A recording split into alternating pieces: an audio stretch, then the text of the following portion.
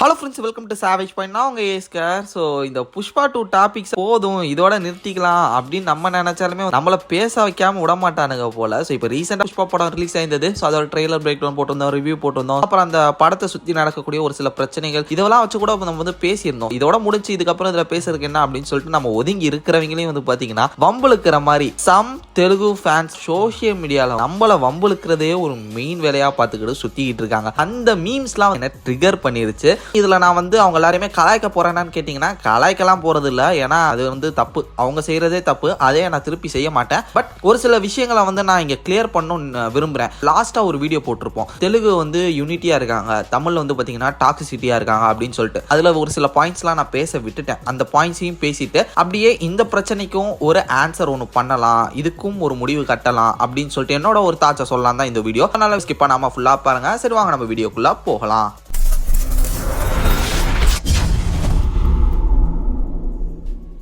இப்போ ரீசெண்டாக நிறைய மீம்ஸ், அதுவும் இந்த 1000 கோடி அடிச்சிருச்சுன்னு சொல்லிட்டு சாம்பார்ஸ் கதறானுங்க. சாம்பார்ஸ் இதெல்லாம் நீங்கள் பண்ண முடியுமாடா, டேய் நீங்கள் என்னடா 1000 கோடியில் எப்படா வருவீங்க அப்படின்ற மாதிரி மீம்ஸை போட்டு தள்ளிட்டு இருக்காங்க. சரி ஓகே, இது எப்பயும் நடக்கிறது தானே. அந்த படத்தை வரும்போதும் பண்ணானுங்க, இந்த படம் வரும்போதும் பண்ணாங்க, இப்போ இந்த படம் ரிலீஸ் ஆயிடுச்சு, ஸோ இதுக்கும் பண்ணுறீங்க அப்படின்னு சொல்லிட்டு நம்ம இதை கடந்துட்டு போவோம் அப்படின்னு தான் நான் பார்க்குறேன். பட் ஒரு சில விஷயங்கள் வந்து என்னால் கடந்து போக முடியல. அதுலேயும் முக்கியமாக புஷ்பா பார்ட் 1க்கு எப்படி அல்லு அர்ஜுனுக்கு நேஷனல் அவார்டு கிடைச்சதோ அது மாதிரி புஷ்பா பார்ட் 2க்கும் அல்லு அர்ஜுனுக்கு நேஷனல் அவார்டு கிடைக்கணும். இது வந்து ஒரு நேஷனல் அவார்டு ஆக்டிங் அப்படின்னு சொல்லிட்டு சோஷியல் மீடியால போட்டு ஃபயர் பண்ணிட்டு இருக்காங்க. National award king, national award confirm, அது இதுன்னு. நேஷனல் அவார்டுன்றது இந்த நேஷனோட கிரேட்டஸ்ட் அவார்டா பார்க்கப்பட வேண்டிய ஒரு விஷயம். அந்த ஒரு அவார்டை வந்து யாராவது ஒருத்தங்க ரிசீவ் பண்றாங்கன்னா தகுதியானவங்களா இருந்தாதான் அந்த ஒரு அவார்டுக்கு மரியாதை கிடைக்கும். ஒருவேளை ஏதோ ஒரு விஷயத்துக்காக பாலிட்டிக்கலாவோ இல்ல பிசினஸ் ரீதியாவோ ஏதோ ஒரு விதத்துல அந்த அவார்டு வந்து தப்பான ஒருத்தவங்க வந்து ரிசீவ் பண்றாங்க அப்படின்னா டெஃபினட்டா அந்த மரியாதை வந்து இழக்க வாய்ப்பு இருக்கு. ஒருவேளை புஷ்பா 2க்கு பெஸ்ட் ஆக்டர்ன்ற ஒரு செக்மெண்ட்டுக்கு அல்லு அர்ஜுனுக்கு அவார்டு கிடைச்சதுன்னா எனக்கு பர்சனலா நேஷனல் அவார்டு மேல இருக்கக்கூடிய மரியாதையே போயிடும் அப்படின்னு நான் சொல்லுவேன். நான் ஆல்ரெடி பல அவார்ட்ஸ் வந்து அவார்டாவே மதிக்கிறது இல்லை. இதெல்லாம் சும்மா அவங்களே காசு கொடுத்துட்டு அவங்களே பண்ணிக்கிறாங்க அப்படின்ற மாதிரி சொல்லுவேன். அட்லீஸ்ட் நேஷனல் அவார்டாவது கவர்மெண்டே பண்றது, அதுலதான்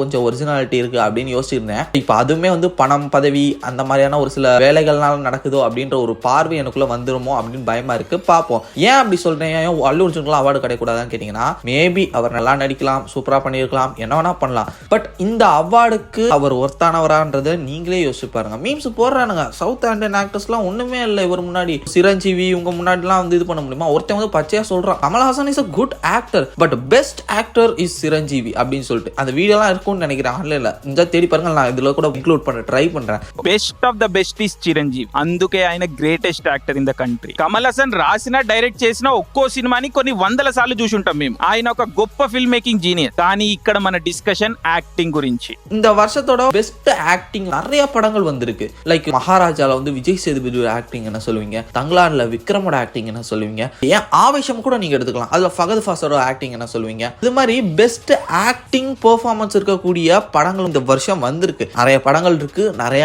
ஆக்டர்ஸும் இருக்காங்க. அப்படி பார்க்கும்போது அந்த மாதிரியான நடிகர்களுக்கு கிடைக்காம ஒருவேளை 1000 கோடி கலெக்ட் பண்ணிட்டாரு, இவர் வந்து ஒரு மாஸ் ஹீரோ, இவருக்கு பொலிட்டிக்கல் சைடில் ஏதோ ஒரு சப்போர்ட் இருக்கு அப்படின்ற காரணத்துக்காக இது கிடைச்சதுன்னா டெஃபினட்டா அந்த அவார்டுக்கான மரியாதை போயிடுச்சு அப்படின்றதான் என்னோட ஒரு பாயிண்ட் ஆஃப் வியூ.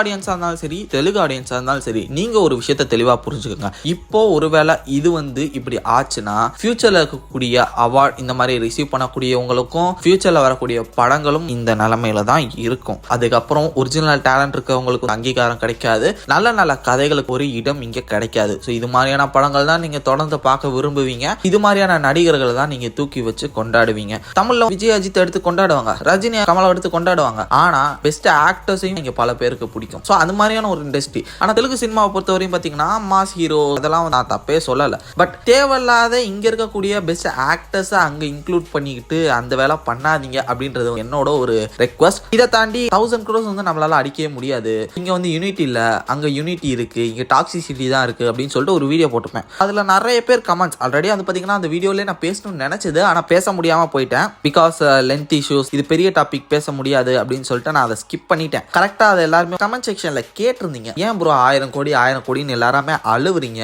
1000 கோடிலாம் எனக்கு தேவையே இல்லை ப்ரோ, எனக்கு நல்ல கதை மட்டும் இருந்தால் போதும் ப்ரோ, தமிழ் சினிமா வந்து நல்ல கதையை தான் ப்ரோ ஃபோக்கஸ் பண்ணுது, 1000 கோடியெல்லாம் ஃபோக்கஸ் பண்ணல ப்ரோ அப்படின்னு சொல்லிட்டு இருந்தீங்க. ஆக்சுவலாக நான் என்ன சொல்லணும்னு நினச்சேனோ அது வந்து VFX பிரதர்ஸ்னு சொல்லிட்டு ஒருத்தங்க இருக்காங்க. அவங்க சூப்பராக கவர் பண்ணுவாங்க எல்லாத்தையுமே. அவங்க வந்து படத்தில் இருக்கக்கூடிய விஷயங்களை பிரேக் டவுன் பண்ணி பண்ணுவாங்க. அதுக்கப்புறம் இது மாதிரியான பொது வெளியில் இருக்கக்கூடிய விஷயங்களை எடுத்து டிஸ்கஷனும் பண்ணுவாங்க. ஸோ அதில் இப்போ ரீசெண்ட் வீடியோவில் ஒன்று சொல்லியிருப்பாங்க, நான் அது மாதிரி தான் சொல்லணும்னு நினச்சேன். இப்போ தேவாராலும் என்னென்னமோ பண்ணியிருக்காங்க. ஷார்க் சீனை விட்டுருங்க, அதை கலாய்ப்பீங்க. ஆனால் அவங்க வந்து நிறைய இடங்களில் தண்ணியில் தான் இருந்தாங்களான்னு கேட்டிங்கன்னா கிடையாது. ஆனால் அவங்களோட ஹேரோட அந்த VFX எல்லாமே பார்க்கும்போது அவ்வளோ அமேசிங்காக இருக்குது. கேட்டால் ஆக்வாமேன் டெக்னாலஜி, அந்த ஆக்வாமேன் படங்களில் வந்து பண்ணியிருப்பாங்களா அந்த டெக்னாலஜி யூஸ் பண்ணியிருக்காங்க. இது மாதிரி இப்போ தெலுங்கு சினிமாவில் வந்து கேமரா VFX அது இதுன்னு சொல்லிட்டு இங்கே இறக்குறதுக்கு அங்கே இப்போ இருக்கக்கூடிய ப்ரொடியூசர்ஸ் ரெடியாக இருக்காங்க. ஏன்னா அங்கே வந்து மார்க்கெட் ஓப்பனாக இருக்குல்ல. கல்கி எல்லாம் 400-500 கோடி பட்ஜெட்டில் எடுக்கிற தைரியம் எங்கேருந்து வந்தது? 1000 கோடி நாங்கள் அடிப்போம், சொல்லி வச்சு அடிப்போன்ற அந்த தைரியத்தில் தானே அவ்வளோ விஷயங்கள். யோசிச்சு பாருங்க, கல்கி மாதிரி நம்ம ஊரில் ஒரு படம் எடுக்க முடியாதா?